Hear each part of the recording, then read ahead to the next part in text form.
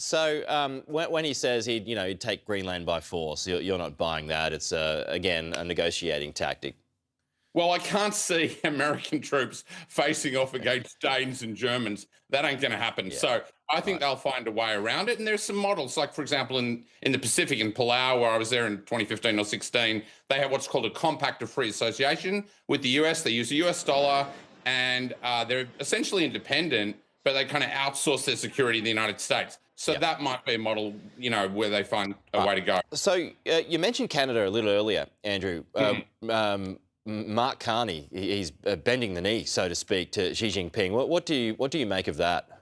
Yeah, so I've been following the Canada-China relationship for a number of years now, and the media's blown up in Canada because of Carney's quote saying, we're ready to be part of the New World Order, and Canadians are thinking, well, hang on, you went into the election saying China's the number one security threat, and now you're saying, hey, we're ready to be part of your New World Order. Yeah, bought Of course, off. if you look at the history back in 2018, the Huawei CFO Meng Wanzhou was arrested on a US request in Vancouver. Two Canadians were abducted and imprisoned in China as a result of that. And 20 years ago, the biggest telco equipment company in the world was Nortel, the Canadian company. Where is that today? Well, it's gone the way of the dodo. Meanwhile, Huawei is the biggest operator on earth. So to industrial policy, Carney has said, we'll take in Chinese EVs, 50,000 a year at a tariff of about 6%.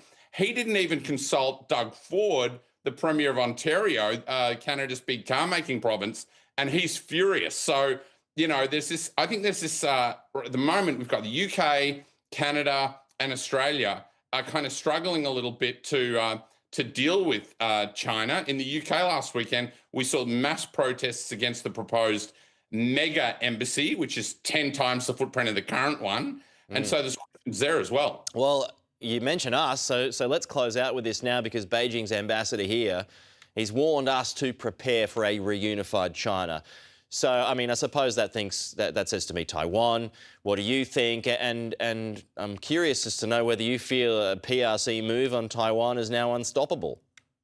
Yeah, so it's a complex question, Peter. I think Xiao Qian is being opportunistic, trying to take advantage of the chaos. But there's a clear message. And, the good old days of the John Howard, Hu Jintao era, where Australia could have its cake, security with the US, and eat it too, the economic relationship with China. China's saying, you guys, we're putting pressure on you to pick a side.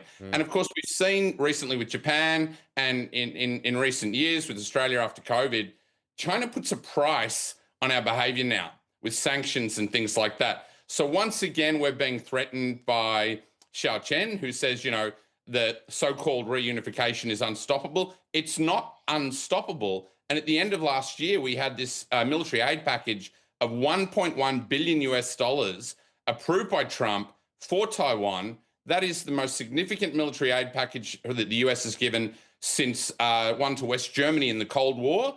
And the US has been reserving stuff that might have gone to Israel or Ukraine for Taiwan, which speaks volumes. And the nature of that aid package is its asymmetric capabilities in missile, loitering munitions, things that would make an invasion of Taiwan across the 188-kilometre Taiwan Strait very complicated and very costly for Beijing.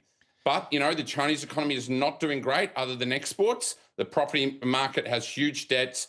Vanke has bonds that are coming due this month, and they're trying to get an extension. Domestic demand is completely flat. And so there's an argument that says as things get worse, beating the drums of nationalism and war helps Xi. So it's a dangerous period for our country going forward. And I'm yet to hear our leaders talking about this. All right. He's a man who knows. He's Andrew Phelan, and it's always good to talk to you, Andrew. We'll chat to you again soon.